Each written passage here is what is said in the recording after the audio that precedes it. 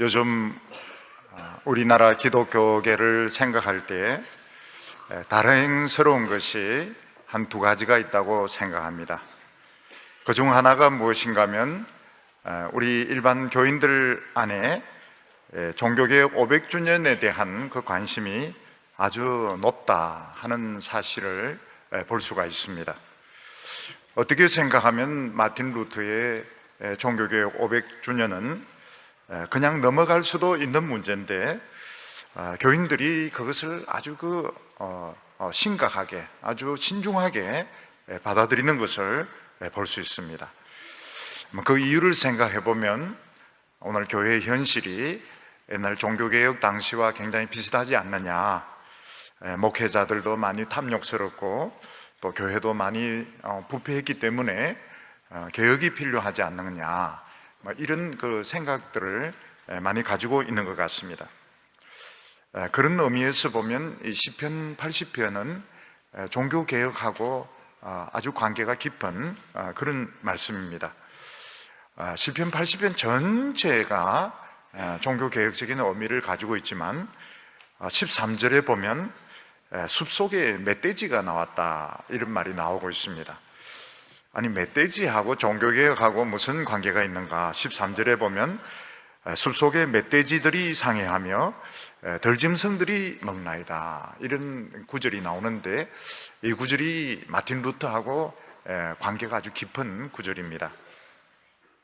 마틴 루터가 1517년에 95개 조문을 비텐베르그 성문에 붙이고 그런 면죄부 문제에 대해서 토론을 하기를 원했을 때 이게 열불처럼 퍼져나가게 되었습니다. 그래서 교황은 여러 가지 루트를 통해서 루트의 입을 다물게 하려고 추기경을 통해서 또 여러 루트를 통해서 압력을 넣었지만은 그게 되지 않으니까 엑스루게 도미네라고 하는 교황의 그 칙령을 내리게 됩니다. 엑스루게 도미네가 무슨 뜻인가 하면 주여 일어나소서 하는 라틴어인데 거기에 어떤 내용이 나오는가 하면 주여 숲속에서 멧돼지가 나와서 주님의 포도원을 짓밟나이다, 이런 그 표현이 나오게 됩니다. 이 숲속에서 튀어나온 멧돼지가 누구를 말하는가 하면 마틴 루터를 말하는 것입니다. 어떻게 해서든지 우리 한국교회 교인들이나 목회자들은 우리 한국교회도 지금 개혁이 필요한 것이 아닌가. 그래서 루터의 종교개혁 500주년을 굉장히 깊이 받아들이고 있는 것을 볼 수가 있습니다. 또 하나는 무엇인가 하면 거의 모든 기독교인들이 교회에서 강조하든 강조하지 않든 부활절을 아주 중요하게 생각하고 또 고난주간을 통해서 어떻게 하든지 그리스도의 고난에 동참하고 십자가를 붙들려고 애를 쓰는 이런 모습을 많이 볼 수 있습니다. 어떻게 하든지 그동안에 주님의 십자가가 좀 소홀히 되었다면 고난주간을 통해서 십자가를 다시 붙들고 십자가 중심으로 살아가려고 많은 그 교인들이 생각하고 노력하는 것을 볼 수가 있습니다. 어떤 여성은 고난주간에 어떻게 하면 내가 이 주님의 십자가에 동참할 수 있을까 깊이 생각하다가 아주 중요한 결심을 하나 했습니다. 그게 뭔가 하면 고난주간에 커피를 안 마시기로 결정을 한 겁니다. 할머니들은 아니 그거 시커먼 물 그거 안 먹는 게 그게 무슨 고난이냐 이러지만 젊은 여성들에게는 그것도 고난에 속하는 겁니다. 나이가 좀 든 여성은 먹어도 고난이고 젊은 여성은 안 먹어도 고난이고 어떤 사람은 악마의 유혹 이렇게 이야기하는데 저가 커피를 마시건 안 마시건 그걸 떠나가지고 나름대로 고난주간을 좀 생각을 하고 또 나름대로 좀 기도하는 시간을 가지려고 한다, 이런 것을 볼 때에 참 이 두 가지 점에서 한국교회는 굉장히 긍정적인 면을 가지고 있다. 저 나름대로는 그렇게 생각을 했습니다. 시편 80편은 종교개혁과 깊은 관계가 있는, 종교개혁을 싫어하는 사람이 마틴 루터를 숲속에서 태어난 멧돼지라고 주님의 포도원을 짓밟는다고 그런 근거 구절로 인용한 시가 시편 80편입니다. 그렇지만 진짜 멧돼지는 마틴 루터가 아니고 교회를 통해서 사례지 사육을 채우려고 했던 종교 지도자들이 멧돼지였던 것입니다. 그런데 이 시편 80편을 유심히 이렇게 보면 여기에 그 이스라엘의 본질, 교회의 본질이 다 들어있고 굉장히 그 개혁적인, 종교 개혁적인 시다 하는 것을 우리가 생각하게 됩니다. 그래서 오늘 이 말씀을 통해서 멧돼지만 사냥해서 돌아가면 안 됩니다. 오늘 이 말씀을 통해서 하나님이 능력을 주실 것입니다. 빛을 비추소서 이러는데 하나님이 그 능력을 받아가지고 돌아가는 우리 성도님들이 다 되시기를 바랍니다. 오늘 첫 번째로 어떻게 이스라엘이 하나님을 떠났느냐 하는 것에 대해서 말씀하는 것을 볼 수 있습니다. 우리나라나 외국의 그 아주 대재벌의 자녀들, 또 유명한 연예인이나 운동선수 이런 사람들은 너무 그 자신이 자만심을 가진 나머지 술을 마시고 다른 사람을 폭행하거나 또 음주운전을 하거나 또는 이 마약을 하는 바람에 경찰에 붙들려 가가지고 어려움을 당하는, 물론 자신이 자초하는 어려움이지만 그런 어려움을 당하는 것을 볼 수 있습니다. 그렇지만 대개 부모님이 돈이 많고 자기가 돈이 많기 때문에 이런 사람들은 금방금방 빠져나오는 것을 볼 수 있습니다. 근데 너무 큰 죄를 지으면 결국 부모님도 빼지 못하고 자기 돈으로도 빼지 못하고 결국 감옥살이를 하게 되는 것을 보게 되는데, 지금 우리나라에도 대재벌의 그 자제분이 지금 고생이라고 하는 것은 한 번도 해본 적이 없는데 좁은 그 감옥에 갇혀가지고 고생하는 것을 볼 수가 있습니다. 이 세상에는 아무리 돈이 많고 아무리 권력을 가지고 있어도 뭔가 좀 천박한 느낌이 드는 것을 우리가 부정할 수 없습니다. 왜냐하면 이 세상에는 아무리 돈이 많고 계급이 높아도 하나님의 사랑, 하나님의 존귀함 이런 것을 모르기 때문에 굉장히 스스로 높다고 생각하지만 또 다른 한편으로 좀 천박한 느낌이 드는, 마음이 원하는 대로 되지 않으면 욕설도 퍼붓고 성질도 부리기도 하고 또 술도 마시고 행패도 부리는 좀 천박한 이런 느낌이 드는 것을 금할 수가 없습니다. 근데 반대로 하나님의 백성들은 어떤 때는 가난하기도 하고 어떤 때는 어려움이 겪기도 하지만 뭔가 좀 고상한 이런 느낌이 듭니다. 그 이유는 그들에게는 하나님의 사랑이고 하나님의 존귀함이 있기 때문에 어떤 형편과 처지에 있더라도 뭔가 좀 고상한, 뭔가 범접하기 어려운 이런 느낌이 듭니다. 그렇지만 하나님의 백성들도 고생을 하지 않고 연단을 받지 않으면 하나님의 은혜가 얼마나 귀한지 모를 때가 많습니다.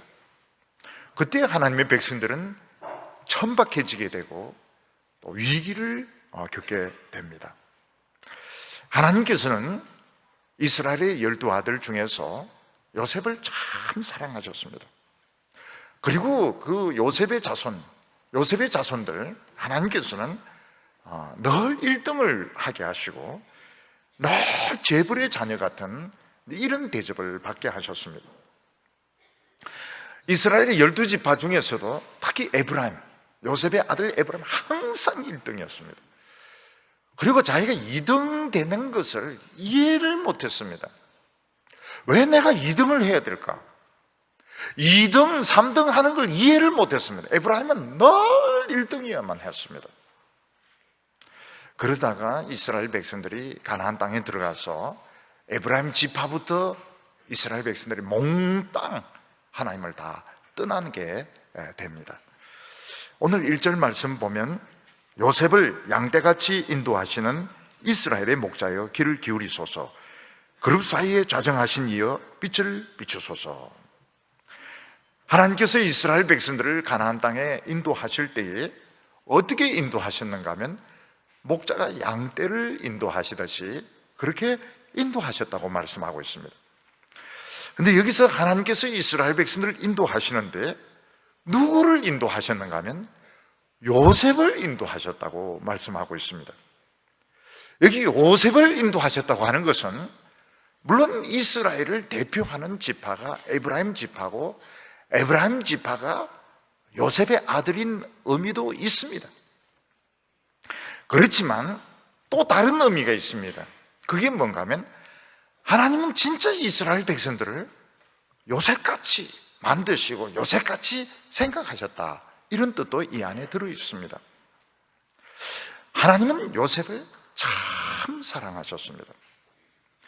요셉은 아버지 야곱으로부터 무지무지하게 사랑을 받았습니다. 하나님도 요셉을 참 사랑하셨지만 요셉으로 하여금 무지무지하게 고생을 당하게 하시고 핍박을 당하게 하시고 환난을 받게 하셨습니다. 그렇지만 하나님이 요셉을 사랑하지 않은 것은 아니었습니다. 만약 요셉이 전혀 고생도 하지 않고 그냥 아버지의 사랑만 받으면서 계속 컸다면 요셉도 좀 버리장머리 없는 사람이 되고 하나님의 은혜의 소중함을 몰랐을 것입니다. 근데 요셉은 하나님의 그 꿈을 꾸고 난 뒤에 형들의 미움을 받아서 노예로 팔려가게 됩니다. 그래서 요셉은 애굽에서 노예로 고생을 많이 했습니다. 그리고 거기서 또 오해를 받아가지고 감옥에 들어가서 젊은 그 청춘을 감옥에서 다 썩습니다. 그런 연단을 통해서, 그런 고생을 통해서 요셉은 끝까지 하나님을 의지하고 나중에는 어떻게 됩니까? 꿈이란 꿈은 다 해석하는, 아주 하나님의 뜻을 해석하고 꿈을 해석하는데 탁월한 사람이 됩니다.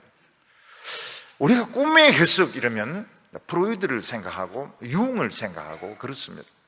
근데 그런 사람들이 성경을 따라올 수가 없고 요셉을 따라올 수 없고 우리 크리스찬들을 따라올 수가 없습니다.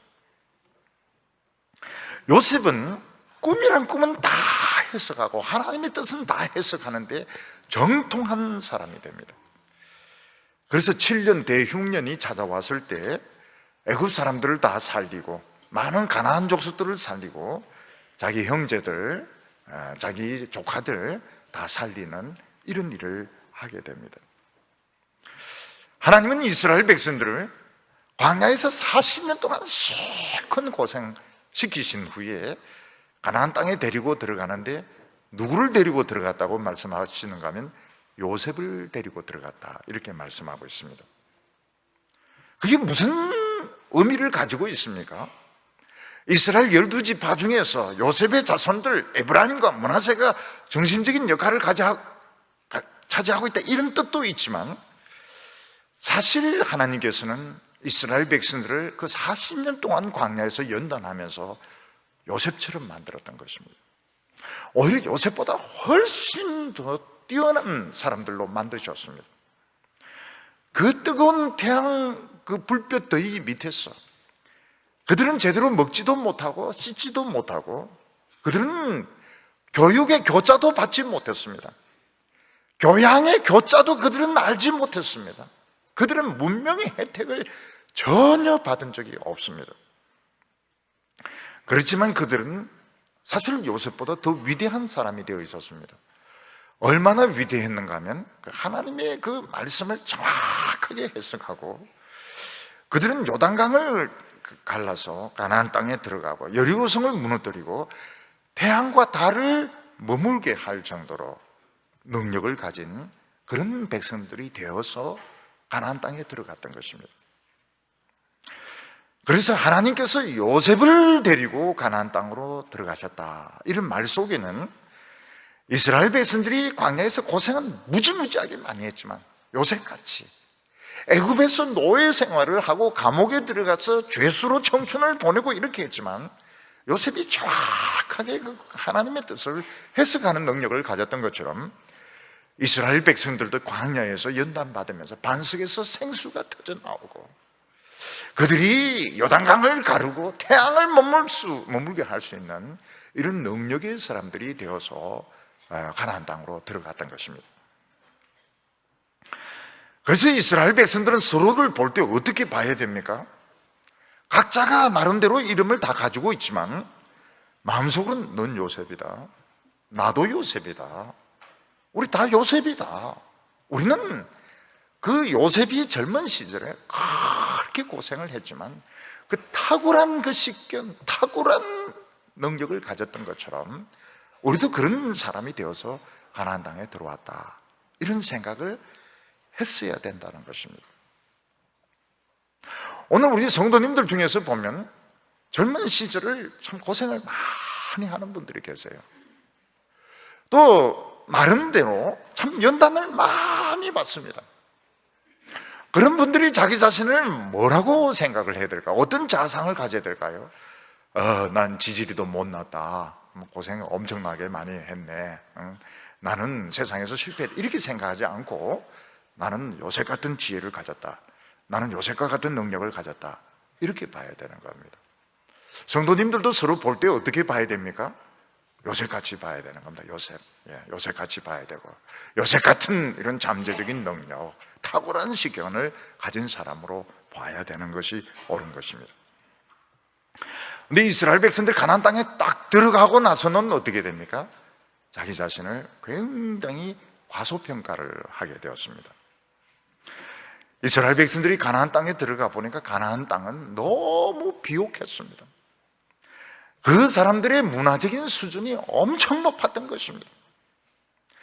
이스라엘 백성들이 40년 동안 땡볕에 돌아다니면서 그들은 학교를 다녀본 적이 없습니다. 그들은 백화점을 본 적이 없습니다. 그들은 문명의 혜택을 전혀 본 적이 없었습니다. 그렇지만 하나님은 이스라엘 백성들을 요셉으로 만들어 놓았던 겁니다. 그런데 이스라엘 백성들은 가나안 땅에 딱 들어가서 기가 팍 죽어버렸습니다. 이 사람들 굉장히 수준 높다, 굉장히 잘생겼어요, 남자들도 잘생겼어요, 이 사람들 매력적으로 생겼습니다, 이 사람들 얼굴에 막 화장품 바르고 다닙니다. 그걸 보고서 이스라엘 백성들은 기가 팍 죽어가지고 전부 가나안 족속들을 닮아가기 위해서 가나안으로 일제히 달려, 요셉이고 뭐고 하나님의 지혜고 반석에서 생수틀이 다 필요 없는 겁니다. 그들은 가나안을 배우기 위해서, 가나안을 흉내내기 위해서 그들은 가나안 족속이 되려고 몸부림을 쳤던 것입니다. 여러분, 양들이 겨울 내내 우리 안에 갇혀 있다가 봄에 새싹이 돋고 공기가 따뜻할 때 우리에서 풀어놓으면 너무너무 좋아했어. 이 풀 뜯어먹고 저 풀 뜯어먹고 막 돌아다니면서 목자가 막 불러도 안 돌아오려고 할 겁니다. 그래서 목자에게는 뭐가 필요합니까? 양치기 개가 필요한 것입니다. 양들이 안 돌아오려고 하면 개들이 막 가서 지저대고 다리를 물고 당기고 이러기 때문에 양떼들은 결국 목자가 있는 곳으로 오게 됩니다. 전에 한번 텔레비전을 보니까 거위떼 있지 않습니까? 거위떼 수천 마리가 주인 한 명의 말을 알아들어요. 말을 알아들어요. 주인 말에 의해서 움직이는 겁니다. 수천 마리가 가 이러니까 쫙 가고, 서 이러니까 탁 서고요. 물에 들어가 이러니까 쫙 들어가고, 나와 싹 다 나온 겁니다. 거위가 얼마나 물에서 애들도 막 헤엄치면 엄마가 나오라 이래도 안 나와서 들어가서 막 멱살 잡고 꺼내고 이래야 되는데, 거위들이 그 수천 마리가 그 주인의 말에 쫙 움직이는 겁니다. 그래서 왜 그러냐 이래 물어보니까, 거위는 아래에서 딱 깔 때 제일 먼저 본 사람을 엄마로 안다는 겁니다. 그래서 아래에서 부화될 때에 이 주인이 딱 나타나가지고 이렇게 하니까 거위 병아리가 엄마인 줄 알고, 엄마가 가 이러니까 쫙 가고, 서 이러면 딱 서는 겁니다. 양보다 훨씬 나아요. 근데 망아지가 한 번도 이 목에 줄을 매본 적이 없는 망아지가 푸른 초장에 풀어놓으면 막 이리 뛰고 저리 뛰고, 귀엽기는 귀여워요. 그렇지만 주인 말 절대로 안 듣습니다. 그래서 저희들이 어렸을 때에 그런 말 참 많이, 쟤는 풀어놓은 망아지 같다, 그런 말 많이 들어요. 지금 이제 그런 말 안 합니다. 왜냐하면 망아지가 뭔지 모르기 때문에. 우리가 어렸을 때만 해도 어른들이 쟤는 아주 풀어놓은 망아지 같아, 그런 말씀을 많이 하셨어요. 그리고 양반이다, 쌍놈이다, 이런 말 귀 따갑도록 들었어요. 근데 어느 순간 딱 없어졌어요. 왜냐하면 양반이 뭐고 쌍놈이 뭔지 모르거든요. 망아지가 뭔지도 모르거든요. 구경을 안 해봤거든요. 하나님은 광야 40년 동안 그 땡볕에서 정말 요셉 같은 그런 훈련을 통해서 이스라엘 백성들을 요셉으로 다 만들어 놨습니다. 하나님의 말씀에 대한 지혜, 반석에서 생수가 나오는 기적들, 요단강을 가르는 그런 능력들, 하나님의 언약궤를 앞세우고 나가면 여리고성이 무너지는 그런 능력의 사람들로 다 만들어 놓았던 겁니다.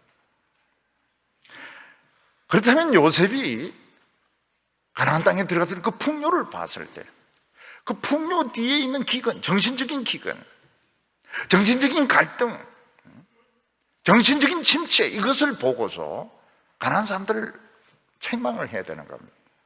요셉은 그렇게 했습니다. 요셉은 가나안 땅에 7년 대풍년이 왔을 때 왕에게 얘기합니다. 이건 유혹입니다. 대풍년, 이거는 정신을 해이하게 하는 겁니다. 7년 대흉년이 올 때 거기에 대비하지 않으면 다 굶어 죽습니다.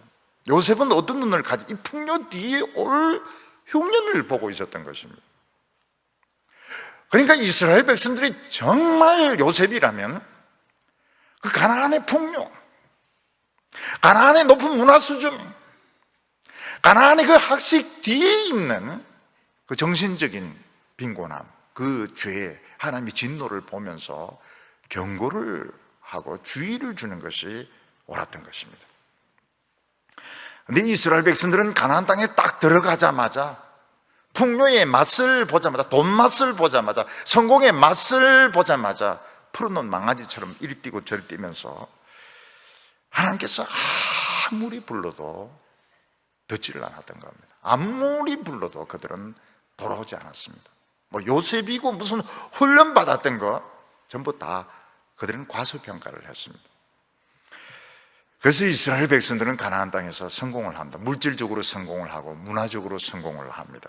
그렇지만 그들이 잃어버린 것이 하나 있습니다. 무엇을 잃어버렸습니까? 빛을 잃어버린 것입니다. 오늘 여기 보면 하나님의 빛을 비추소서, 하나님의 빛을 비추소서. 우리 너무 어둡습니다. 캄캄합니다. 방향을 모르겠습니다. 이스라엘 백성들은 빛을 잃어버렸던 것입니다.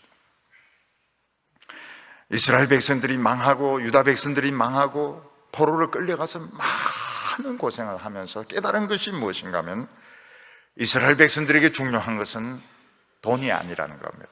교육 수준이 아니라는 것입니다. 군사적인 수준이 아니라는 것입니다. 정치적인 수준이 아니라는 것입니다. 이스라엘 백성들에게 가장 중요한 것은 빛이구나. 이스라엘 백성들은 빛이 없으면 망하는구나. 그것을 다 망하고 난 뒤에 비로소 깨달았던 것입니다.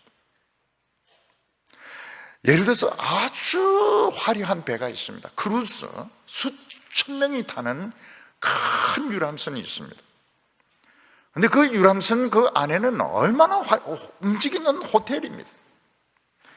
그렇지만 항구의 빛을 잃어버렸을 때, 병대의 빛을 잃어버렸을 때 암초와 충돌하게 되고 항구와 충돌하게 되면 결국 그 배는 뒤집어져서 다 죽는 것입니다. 빛이 중요한 것입니다. 여러분, 비행기가 굉장히 큰 비행기가 있습니다. 굉장히 큰 비행기. 비행기 아주 성능도 뛰어나, 안에 있는 그 서비스도 아주 뛰어납니다. 근데 그 비행기가 활주로의 빛을 잃어버려서 충돌하게 되면 다 죽는 겁니다. 마찬가지로 하나님의 백성들에게 있어서 우리에게 필요한 것이 굉장히 많습니다. 교육도 필요하고 물질도 필요하고 결혼도 필요하고 집도 필요하고 모든 것이 필요한데 나중에 깨달은 것이 뭔가 하면 빛이 가장 중요하구나 하는 것을 깨닫게 되었습니다. 빛을 잃어버렸을 때 이스라엘 백성들은 배가 뒤집어지듯이 비행기가 추락하듯이 그들은 망하고 말았던 것입니다. 그래서 여기 보면 빛을 비추소서, 하나님의 빛을 비추소서. 우리가 빛을 잃어버렸습니다. 이스라엘 백성들은 가나안 땅에서 빛을 잃어버려 방향을 상실하게 되었던 것입니다. 여기 빛이라고 하는 것은 두 가지 의미가 있습니다. 하나는 무엇인가 하면 하나님의 말씀을 빛이라고 말합니다. 우리가 하나님의 말씀을 잃어버리면 어떻게 됩니까? 그때부터는 방향을 잃어버리게 됩니다. 목회자가 방향을 잃어버리게 됩니다. 목회 방향이 왔다 갔다 합니다. 왔다 갔다. 유행하는 것들 막 받아들입니다. 받아들이고 왔다 갔다 합니다. 왜 그런가 하면 빛을 잃어버렸기 때문에. 사회가 막 뒤집어지려고 막 기우뚱기우뚱합니다. 왜냐하면 빛을 잃어버렸기 때문입니다. 하나님의 말씀을 잃어버리면 어떻게 됩니까? 그때부터는 맴돌게 되고 띠뚱거리게 되고 추락하게 됩니다. 배가 방향을 잃어버렸을 때, 비행기가 방향을 잃어버릴 때 결국은 파손하거나 추락하는 것과 마찬가지입니다. 이스라엘 백성들이 가나안 땅에서 물질적으로 성공을 합니다. 문화적으로 성공을 합니다. 참 무서운 겁니다. 굉장히 무서운 겁니다. 그리고 빛을 잃어버렸습니다. 캄캄하게 되었습니다. 그런데 이스라엘 백성들, 유다 백성들이 망하고 난 뒤에 생존자들이 빛을 비춰달라고 말하고, 아직 우리가 살아있는 사람이 있으니까 우리에게 하나님의 말씀을 비춰주소서, 빛을 비춰달라는 이야기를 계속하고 있습니다. 그리고 하나님의 빛은 또 다른 뜻이 있는데 그건 능력의 뜻을 가지고 있습니다. 여러분, 빛이라고 하는 것은 능력인 것입니다. 여러분, 가장 무서운 빛이 무엇입니까? 원자탄이 터질 때 나오는 빛입니다. 원자탄이 터질 때 나오는 빛, 번쩍할 때 그 빛을 보면 안 됩니다. 다 죽고 실명하게 됩니다.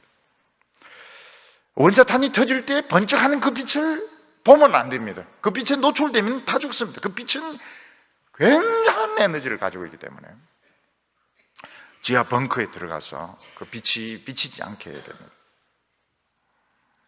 요즘 북한이 그 위험한 핵무기를 지금 가지고 있기 때문에 전 세계가 걱정을 하고 있습니다. 아주 위험한 빛, 아주 강력한 빛이 불량하고 무책임한 지금 사람의 손에 이게 쥐어져 있는 것입니다. 그런데 우리가 생각해야 될 것이 하나님의 빛은 이 핵무기보다 수백만 배 더 강력합니다. 하나님의 빛이 한 번쩍하면 모든 것은 죄로 변합니다. 그래서 이 시인은 뭐라고 이야기하고 있는가 하면 그룹 사이에 좌정하신 이여 빛을 비추소서 이렇게 말하고 있습니다. 아주 무서운 빛입니다. 아주 강력한 빛을 비추소서. 이 빛이 한번 비치면 바벨론도 망합니다. 페르시아도 망합니다. 전 세계도 망할 수 있습니다. 이 빛을 비추라고 이야기를 하고 있습니다. 여기 2절에 보면 그 설명을 하고 있는데 에브라임과 베냐민과 므낫세 앞에서 주의 능력을 나타내사 이게 빛입니다. 하나님의 빛은 말씀입니다. 방향을 알게 합니다. 하나님의 말씀은, 하나님의 빛은 능력입니다. 빛을 비추면 악한 세력은 죄로 변하게 되는 것입니다. 4절에 만군의 하나님 여호와여 주의 백성의 기도에 대하여 어느 때까지 노하시리까? 하나님은 이스라엘 백성들을 버리시고 그들의 기도를 안 들은 지가 오래되었습니다. 왜 하나님은 이스라엘 백성들을 이렇게 오랫동안 외면하셨을까요?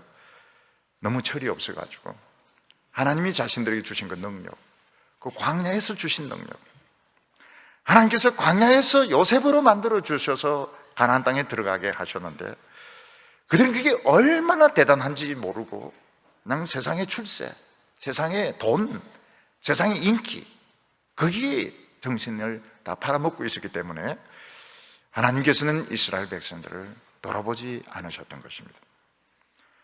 그 대신에 하나님께서는 그들로 하여금 눈물이 양식이 되게 하셨습니다. 5절에 주께서 그들에게 눈물의 양식을 먹이시며 많은 눈물을 마시게 하셨나이다.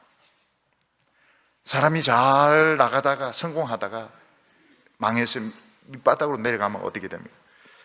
얼마나 눈물이 나는지, 얼마나 눈물이 많이 나는지. 눈물이 코로도 들어가고 눈물이 입으로도 들어가고, 음식을 먹으려면 그릇에도 눈물이 톡 눈물하고 그 국을 같이 마시게 됩니다. 특히 하나님의 백성들이 버림받으면 눈물을 엄청 많이 흘리게 됩니다. 옛날에는 사랑을 받았거든. 옛날에는 존경을 받았거든.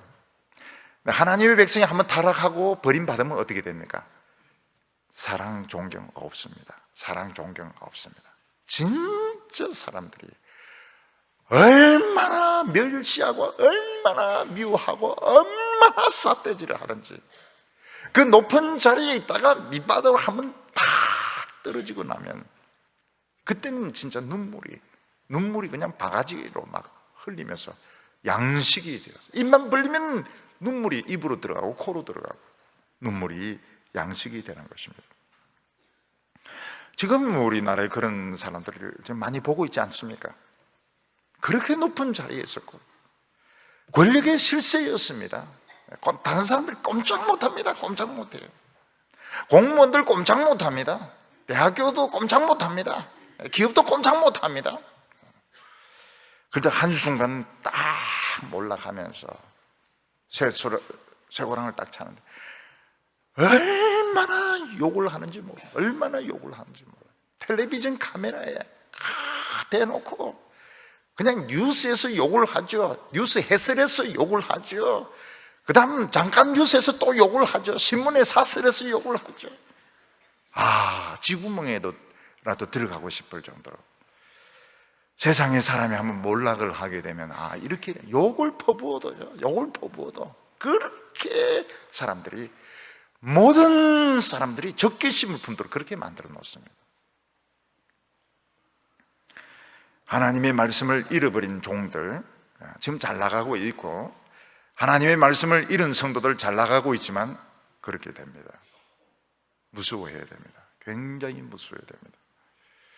하나님의 종들이 말씀 팽개치고 잘 나가고 있습니다.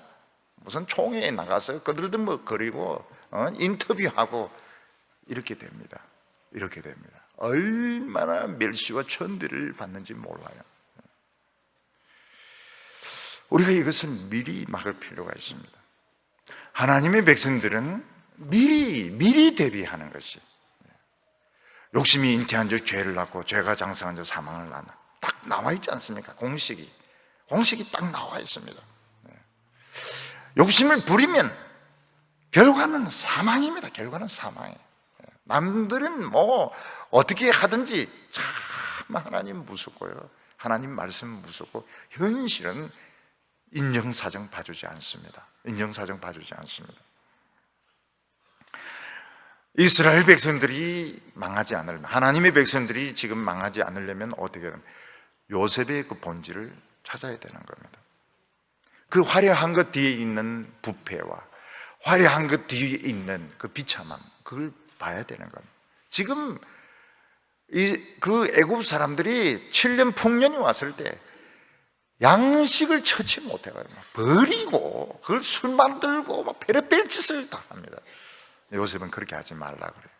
곧 멀지 않아서 흉년이 온다. 근데 다 굶어 죽는다. 대비를 해야 된다고 말했습니다. 우리 하나님의 백성들은 그 화려한 것 뒤에 있는 그 허무함, 그 비참함, 그걸 봐야 됩니다. 보고 좋아하지 말라고, 그런 길을 가지 말라고, 자기 자신도 그런 길을 가서는 안 됩니다. 그걸 미리 봐야 됩니다.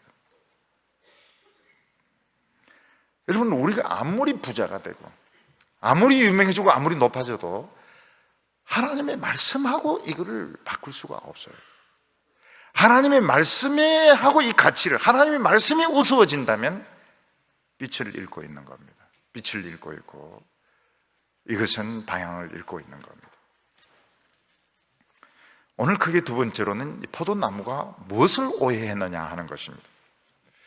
이스라엘 백성들은 하나님께서 왜 이스라엘과 유다를 망하게 했는지 이해가 되지 않았습니다.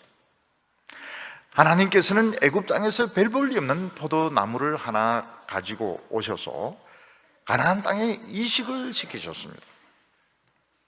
그런데 이 포도나무가 얼마나 잘 되었는지 정말 울창하고 화려한 엄청나게 거대한 포도나무로 변하게 되었습니다. 이 포도나무가 얼마나 커졌는가 하면 땅의 뿌리가 온데 다 퍼지고 그 나무 그늘에 산들이 덮였습니다.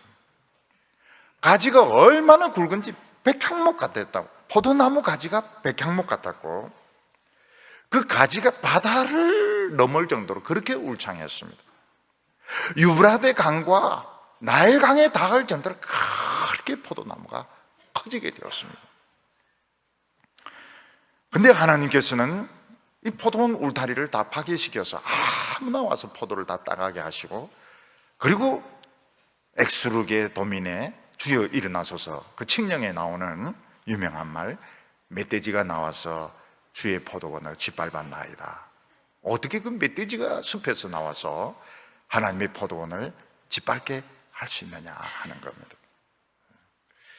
우리가 오늘 말씀 보면 이 포도나무가 얼마나 대단하게 커졌는지 알 수 있습니다. 8절에 주께서 한 포도나무를 애굽에서 가져다가 민족을 쫓아내시고 그것을 심으셨나이다. 애굽에서 가지고 온 포도나무는 이스라엘 백성들을 말합니다. 하나님께서는 가나안 땅에 있는 잡목들 다 베어버리고 이 포도나무를 심으셨습니다. 얼마나 하나님이 이 포도나무를 정성껏 가꾸셨는지 모릅니다. 9절에 주께서 앞서 가꾸셨으므로 그 뿌리가 깊이 박혀서 땅에 가득하며, 얼마나 이 포도나무가 잘 되었는지, 비옥한 땅이니까 땅에 뿌리가 가득했습니다.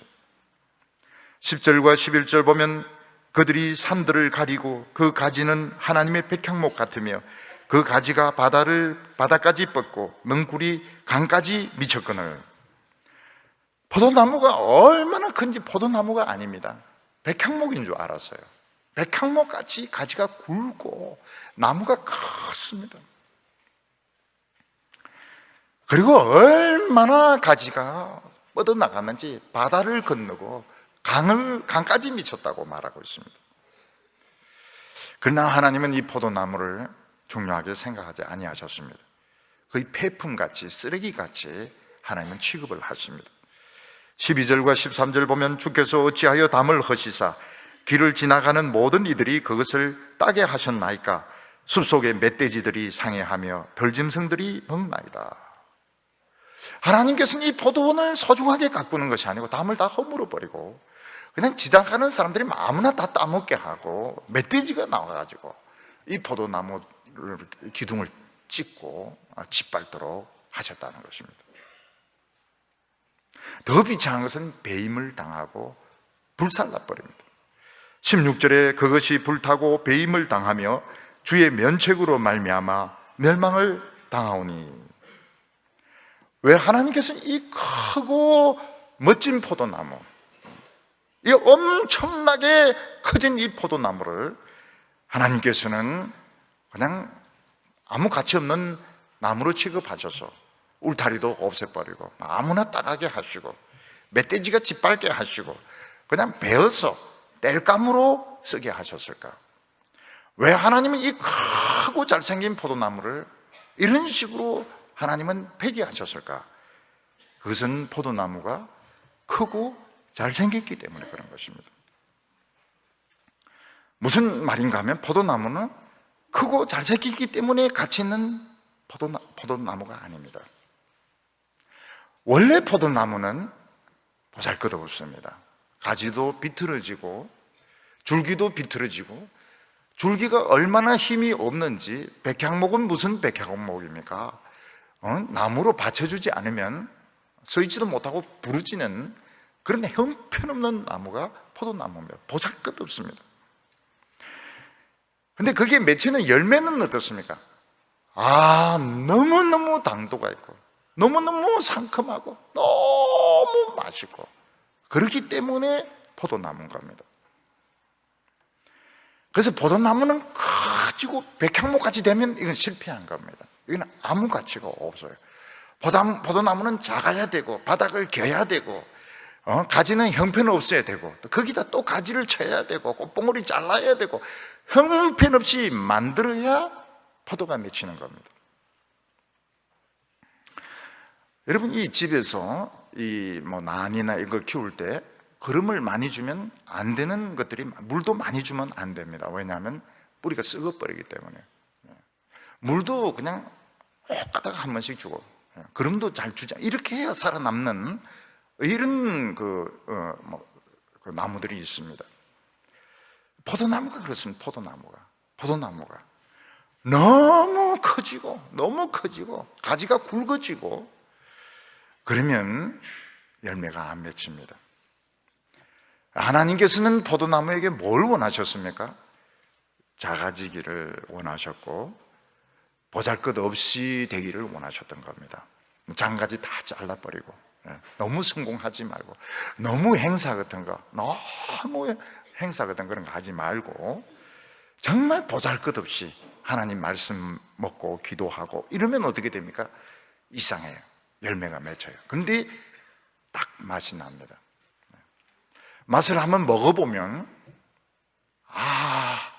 맛이 진짜 맛있는, 너무너무 당도가 있는 상큼한. 그래서 포도는 나무 가지고 말하지 않습니다. 규모 가지고, 행사 가지고 이야기하는 것은 이거는 굉장히 잘못하는 겁니다. 열매를 가지고 이야기를 해야지 나무 가지고 이야기를 하면 실패하는 것입니다. 하나님이 이스라엘을 가나안 땅에 심어서 참 열매 많이 맺어. 그러면 스스로 컨트롤해야 됩니다. 스스로 어떻게 컨트롤해야 됩니까? 많은 일을 벌리지 않도록, 많은 행사를 벌리지 않도록, 너무 발전하지 않도록, 너무 유명해지지 않도록, 그리고 그냥 말씀을 그냥 소화를 하려고 애를 써가지고 어떻게 하든 이 열매를 맺어야 되는 겁니다. 열매를 맺어야 됩니다. 근데 이스라엘 백성들은 그런 길을 택하지 않고 성공하는 게 쫙쫙 뻗어나가는 거예요. 규모를 키우고 유명해지고 굉장히 사람들에게 존경받는 그런 길로 간 결과가 무엇입니까? 너무 쓴맛을 내는, 너무 떨고 너무 쓰고 너무 고약한 맛을 내는, 상품 가치가 없는 이런 열매, 그것도 굉장히 보잘것없는 그런 열매를 맺게 된 것입니다. 그래서 하나님께서는 어떻게 판정하십니까? 가치가 없다, 상품 가치가 없다, 이거 포도주로 만들 수도 없고 이거 아무 가치가 없다. 그래서 울타리를 헐어버렸습니다. 그래서 사람들 중에서 따갈 사람은 따가라는 거예요. 따갈 사람 따가라. 그래도 따가는 사람이 있었는지 몰라요. 안 따갑니다. 안 따가요. 사람이 안 따가니까 누가 옵니까? 미스터 멧돼지가 나와가지고 짓밟는 겁니다. 등이 가려우니까 막 등 끓는 거 대신해서 막 끓고, 요새 샤워를 못했더니 가렵네, 막 짓밟고, 그리고 뭐로 씁니까? 땔감으로 썼다고 말하고 있습니다. 이스라엘 백성들, 유다 백성들이 주여 구원하소서, 하나님의 구원하소서 이러는데 하나님이 안 듣습니다. 왜냐하면 가치가 없는 이 나무를 왜 구원을 해야 됩니까? 왜 멧돼지를 쫓아야 됩니까? 멧돼지도 지금 권리가 있는데 왜 울타리를 쳐야 됩니까? 아무 상품 가치가 없는데 왜 울타리를 쳐야 되며, 왜 멧돼지를 쫓아야 되며? 땔감으로 써주는 사람이 고맙죠. 이런 쓸모없는 나무를 잘라가지고 떼주니까 고마운 것이죠. 왜 이들을 구원하는 겁니까? 그런데 이스라엘 백성들에게 희망이 있었습니다. 그 희망이 뭔가 하면 원래는 맛이 있는 포도였던 겁니다. 15절에 주의 오른손으로 심으신 줄기요 주를 위하여 힘있게 하신 가지니이다. 원래는 좋은 포도나무였습니다. 하나님께서 이식해서 심을 때만 해도 아주 좋은 포도나무였습니다. 근데 그들이 열등감 때문에, 세상의 그 화려함 때문에 하나님 말씀 안 듣고 그냥 세상을 쫓아가서 겉만 크고 너무너무 쓸모없는, 열매 없는 이런 나무가 되었던 것입니다. 이 포도나무가 하나님의 구원을 받으려면, 도움을 받으려면 스스로 해야 되는 것이 있습니다. 스스로 하나님이여 구원하소서, 하나님이여 구원하소서, 전쟁 안 일어나게 하소서, 핵전쟁 막아주소서, 그렇게 하기 전에 스스로 해야 되는 것이 두 가지가 있습니다. 하나는 무엇입니까? 진액을 바꾸는 겁니다. 진액을.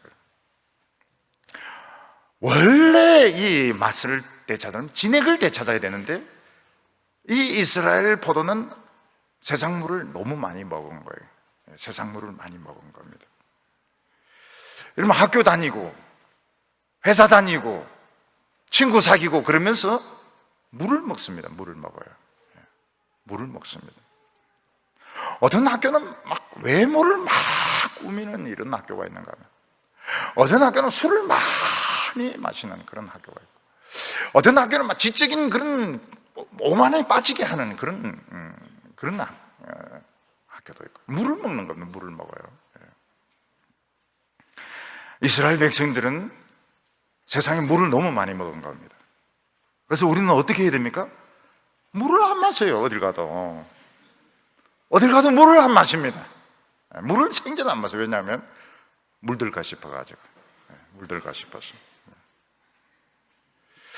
제가 이 서울에 이렇게 목회를 이렇게 하면서 보면, 자매들 이렇게 보면요, 참 신앙이 좋아요. 그런데 참 유행에 민감합니다. 유행에 굉장히 민감해요. 물 빠진 청바지 유행한다 그러면 뒤에서 보면 누가 누군지 다 똑같은 물 빠진 청바지를 입고 있기 때문에 뒤에서 보면 잘 몰라요. 머리 스타일도 그렇고. 우리는 이 세상에 물을 먹고 있는 겁니다. 자기도 모르게 물을 먹고 있습니다. 물을 너무 많이 먹은 거예요. 그래서 외형을 키운 겁니다. 외형을, 세상 가나안 물 잔뜩 먹고, 배 터지도록 먹고, 그래서 맛을 잃어버린 겁니다. 맛이 너무 없어요. 상품 가치가 없는 겁니다. 우리나라는 교회가 어떻습니까? 멋있습니다. 건축이 멋있습니다. 건축이 멋있고요, 교인들이 멋있고, 목회자가 멋있고요, 참 멋있어요. 너무 커지게 되었습니다. 너무 커지고 너무 멋있어지게 되었고요. 너무 커지고 너무 멋있어지고. 이런 포도나무는 너무 커지고 너무 멋있어졌다 이러면 불길한 겁니다. 좋은 게 아니에요.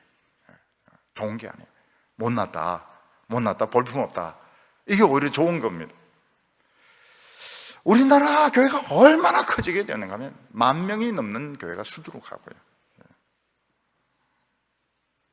그 교인들 중에 교수나 사업가나 고위직에 있는 사람들이 얼마나 많은지 몰라요.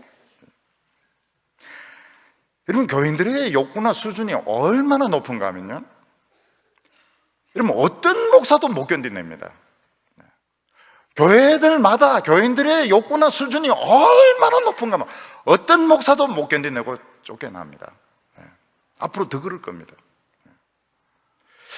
이런 목회하려고 앞으로, 지금도 그렇지만 앞으로 목회하려면 뭐가 있어요? 박사학위가 일단 있어야 됩니다. 박사학위 있어야 돼요.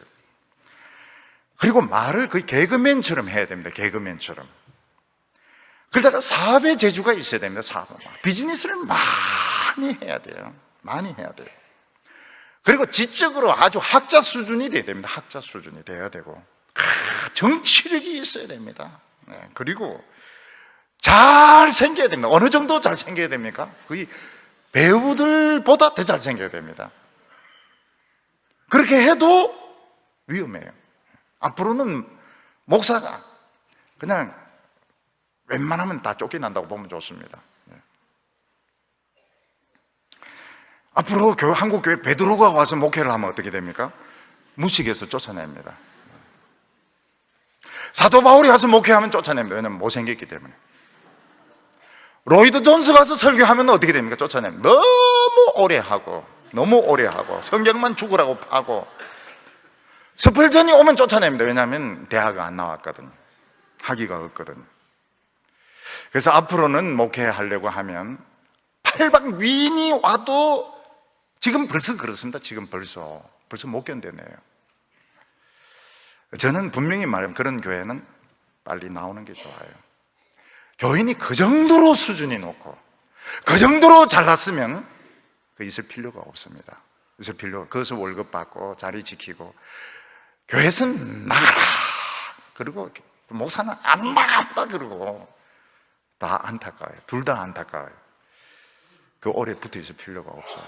왜냐하면 이미 상품 가치가 없는 겁니다. 이미 상품 가치 그 정도로 커지고 그 정도로 잘났고 그 정도로 똑똑해졌으면 그건 베드로가 와도 안 되고 바울이 와도 안 돼요. 그 붙어 있을 필요가 없는 겁니다. 그 떠나는 게 빨리 떠나는 게 좋아요. 포도나무는 오해를 한 겁니다. 무슨 오해를 했습니까? 그 가나안 땅에 그리 커지고 그리 화려해지면 하나님 좋아할 줄 알았는데 정반대였습니다. 상품 가치가 형편없이 떨어진 겁니다. 그래서 교회는 잘 될 때, 막 지식인청이 막 몰려오고 사업가가 몰려오고 이럴 때 굉장히 조심해야 됩니다. 굉장히 조심해요. 어떤 분은 저보고 아우 사업가는 못 붙어 있겠네요. 지식인은 못 붙어 있겠네요. 다 생각이 있어서 그렇게 하는 겁니다. 굉장히 위험합니다. 곧 맛이 떫은 맛이 나기 시작해요. 쓴 맛이 나오기 시작합니다. 그리고는 어떻게 됩니까?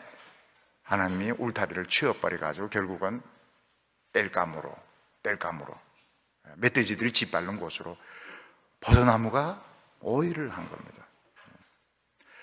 요즘 보면 이 목회자 지망생들 너무 잘생겼어요. 저는 뭐 탤런트인 줄 알았어요. 탤런트인 줄 알았어요.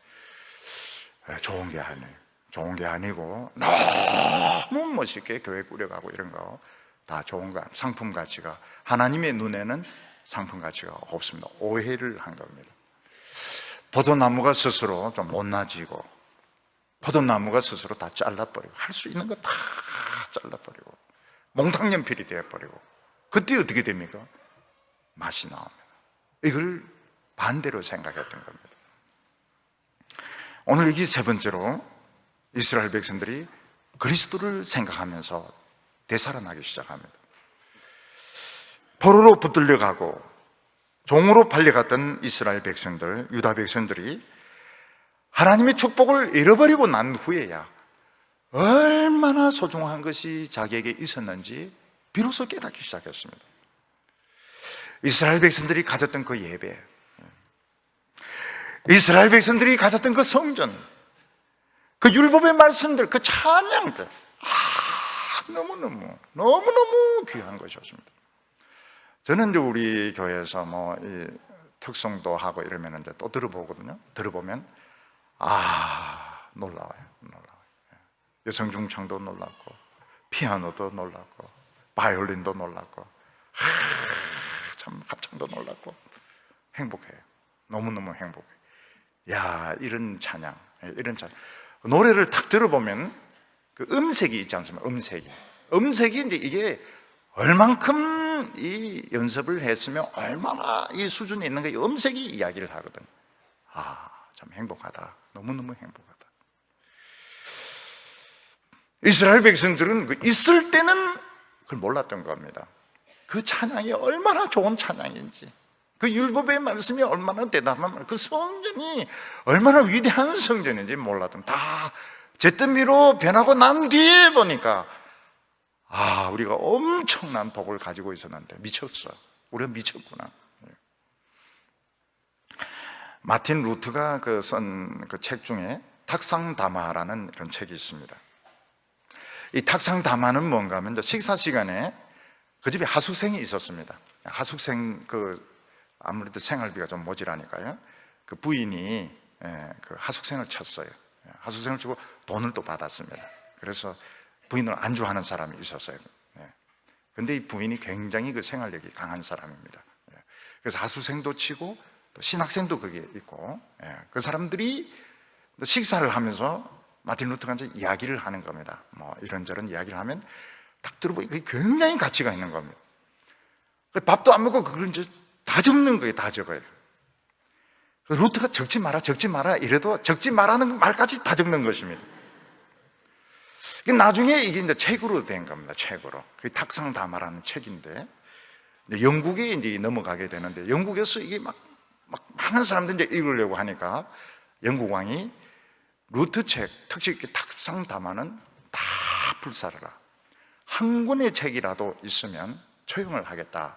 그런 명령을 내려가지고 이 탁상담화가 전부 다 불타게 됩니다. 근데 딱 한 명이 목숨 걸고 땅에 파묻어 놓습니다. 닭상담 딱 한 군입니다. 한 군을 땅에 파묻어 놔요. 근데 세월이 지나고 난 뒤에 이 한 군의 책이 발견이 되는 겁니다. 이게 독일어로 된 이 책이 발견이 돼요.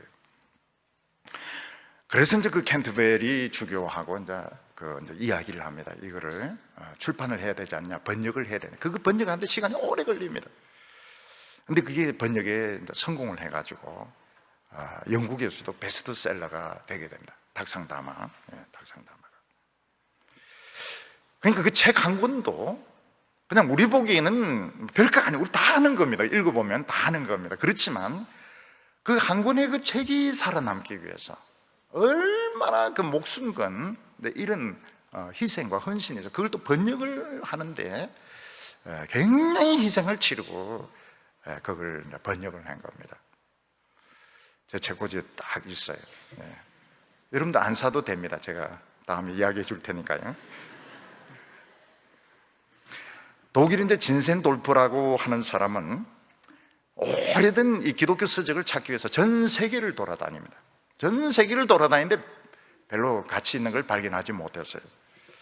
그래서 시내산 밑에 보면 성 카트린 수도원이라고 벽이 아주 높은 그 수도원인데 그 안에 들어가 보니까 그 수도사들이 성경 전체가 헬라어로 기록된 그 사본을 불쏘시개로 막 태우고 있는 겁니다. 태우고 있는 거예요. 그 가치를 모르고. 그래서 이 사람이 잠깐만 이걸 좀 보류하고 불쏘시개로 태우지만 잠깐만 보류하고 좀 가지고 있을 수 없겠냐. 그러니까 그래도 이거 아무 가치 없는 건데 좀 뒀다가 태우겠다고. 그래서 이 사람이 이제 그 러시아 황제에게까지 가서 허락을 받습니다. 허락을 받는데 러시아 황제가 허락하고 비싼 돈으로 산다면 벌써 이 수도원에서 딱 가치 있는 것인 줄 알고 이걸 이제 안 내놓기 때문에 그런 이야기 일치 안 합니다. 아주 그냥 아주 싸구려로 뭐랄까요, 헌 폐지로 그냥 넘기라고 이러니까 그 무식한 수도사들이 그냥 싸게 넘깁니다. 이게 이제 영국에서 이렇게 전시합니다. 전시하는데 20만 명이 줄 서가지고 그걸 보기 위해서 성경 전체가 헬라어로 기록된 불타다 남은 그 성경을 구경하기 위해서 런던 사람 20만 명이 줄 서가지고 그 성경을 구경을 하는 겁니다. 가치 있는 책이라고요. 가치 있는 책이라고. 이스라엘 자손들이 포로되어 간 곳에서 그런 말씀이 어디 있습니까? 다 쪼가리 말씀이고 외웠던 그런 말씀이죠. 그들이 이제 그 외웠던 말씀을 또 외우고 또 외우고 또 외웁니다. 또 외우고 또 외우고 또 외우고 하는 가운데 뭘 발견하게 됩니다. 그게 무엇인가 하면 이 모든 구약의 말씀에 중심에 있는 한 인물이 있다는 걸 알게 됩니다. 다 놀라운 발견입니다.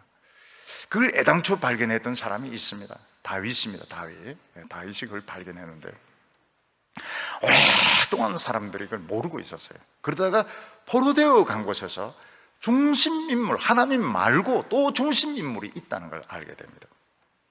17절에 보면 주의 오른쪽에 있는 자, 곧 주를 위하여 힘있게 하신 인자에게 주의 손을 얹으소서. 하나님도 정말 위대하시지만 하나님 오른편에 있는 그 인자가 대단하다는 걸 발견하게 되었습니다. 이스라엘 백성들이 깨달았던 것이 뭔가 하면 하나님께 바로 나아갈 수 있는 사람이 아무도 없다는 거예요. 빛을 비추소서 하지만 비추면 죽습니다. 빛을 비추면 멸망입니다. 어느 누구도 빛이시며 그룹 천사들 안에 사이에 계신 하나님께 나아갈 수가 없습니다. 하나님 만나는 순간, 보는 순간, 응답하는 순간 죄로 변할 것입니다. 근데 이스라엘 백성들은 하나님께 나아가는 방법을 발견했습니다. 그게 뭔가 하면 오른편에 또 누가 계신 거예요. 오른편에 또 다른 한 분이 계신 겁니다. 어떤 데는 천사라고 말하지만 천사보다 월등하게 높습니다. 인자라고 이야기합니다. 인자, 사람이라는 이름을 가진 그 또 다른 한 분을 발견하게 됩니다. 그분이 누굽니까? 메시아입니다. 그분 메시아입니다. 그 메시아를 통해서 하나님께 나아갈 수 있습니다. 완전하게 프리패스입니다. 메시아를 통해서 하나님 보좌 오른편에 계신 분, 하나님께서 힘있게 하셨습니다. 힘있게 했다는 게 권력을 실어주었다는 겁니다. 그에게 능력과 종기와 부와 모든 능력을 다 부어주셨습니다. 그래서 무엇을 발견하게 됩니까? 그 오른편에 있는, 하나님 우편에 있는 그리스도를 발견하는 순간 물러설 필요가 없습니다. 담대하게 나아갈 수 있습니다. 히브리서에서 뭐라고 말하나? 담대하게 하나님의 보좌로 나아가자고 말하고 있습니다. 거절당할 것을 두려워할 필요가 없습니다. 그분은 우리 편입니다. 그분은 우리 친구입니다. 그분은 우리 형제입니다. 머뭇거릴 필요가 없어요. 기도하면서 거절당할 것을 두려워할 필요가 없습니다. 그래서 18절에 보면 그리하시면 우리가 주에게서 물러가지 아니하오리니 우리를 소생하게 하소서. 이스라엘 백성들이 그 세상으로 달려가는 데는 또 다른 이유가 있었던 것 같아요. 물론 세상이 좋기도 했지만 하나님이 좀 두렵기도 했던 것 같아요. 하나님이 만만치가 않았던 것입니다. 그 이유가 무엇인가 하면 우리가 하나님 말씀을 깊이 이제 묵상하고 해석하고 적용하고 이럴 때 그리스도를 발견하게 되는데 그들이 보좌 우편에 계신 분을 생각 못하고 자꾸 하나님께 가려고 하는 게 무서워서 못 갔던 것입니다. 그런데 포로되어서 망하고 난 뒤에 참 비참하게 되고 난 뒤에 이제 성경을 묵상해 보니까 하나님께 바로 나아갈 수가 없어요. 지금도 막 신비적으로 하나님께 나아가려고 하는 건 다 실패합니다. 다 실패해요. 보좌 우편을 통해서, 그러면 교회를 통해서, 목사님의 설교를 통해서 나아가야지 바로 못 나갑니다. 바로 나가면 반드시 실족하게 됩니다. 이 인자는, 보좌 우편에 있는 인자는 우리 편입니다. 우리 편, 우리 친구, 우리 참 좋은 친구, 우리의 형제, 너무 좋은 분이십니다. 그래서 우리가 살아나게 되는 겁니다. 하나님이 우리에게로 돌아서시게 됩니다. 하나님이 우리를 가치 있게 생각하게 되시고 그 얼굴의 광채를 비치게 되면서 이스라엘은 회복되게 되는 것입니다. 오늘 우리 사랑하는 성도 여러분, 오늘 우리가 참 이 요셉이라는 걸 기억하시기 바랍니다. 나는 참 고생한 성도님들, 가난으로 고생하시고 질병으로 고생한 성도님들, 우리 청년들 요셉이라고 생각하시기 바랍니다.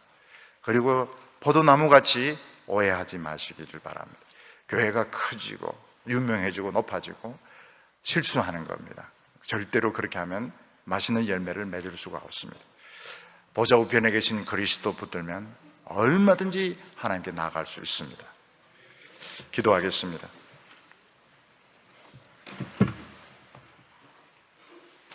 사랑이 많으신 하나님 아버지, 오늘 저희들을 하나님 앞에 불러주심을 감사합니다. 보좌 우편에 계신 메시아를 우리의 주라고, 교회의 머리라고 부르게 하여 주심을 감사합니다. 주여, 저희들이 믿노라 하면서도 우리가 무지하고 어리석어서 하나님의 뜻을 거스릴 때가 너무나도 많았습니다. 오늘 이 시간 반석에서 흘러나오는 생수로 우리를 깨끗하게 씻어 주시기를 원합니다. 우리가 모든 것 다 내려놓게 하여 주시고 하나님 앞에 나아갈 때 하나님 우리에게 빛을 비추어 주시기를 원합니다. 우리의 영혼이 소생함을 받게 하여 주시고 이 나라가 다시 한번 회복되게 하여 주시옵소서. 예수님의 이름으로 기도하옵나이다.